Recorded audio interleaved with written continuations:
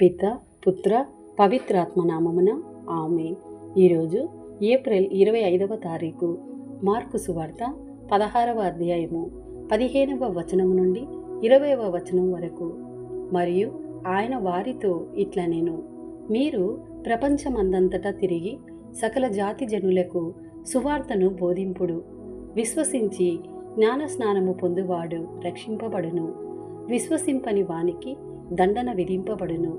విశ్వసించువారు ఈ అద్భుత శక్తులను కలిగి ఉందురు. నా నామమున దయ్యములను వెళ్ళగొట్టెదరు, అన్య భాషలను మాట్లాడెదరు, పాములను ఎత్తిపట్టుకొందురు, ప్రాణాపాయకరమైనది ఏది త్రాగినను వారికి హాని కలగదు. రోగులపై తమ హస్తముల నుంచిన వారు ఆరోగ్యవంతులగుదురు. ఈ విధముగా ప్రభువైన యేసు వారితో పలికిన పిదప పరలోకమునకు కొనిపోబడి దేవుని కుడి ప్రక్కన కూర్చుండెను.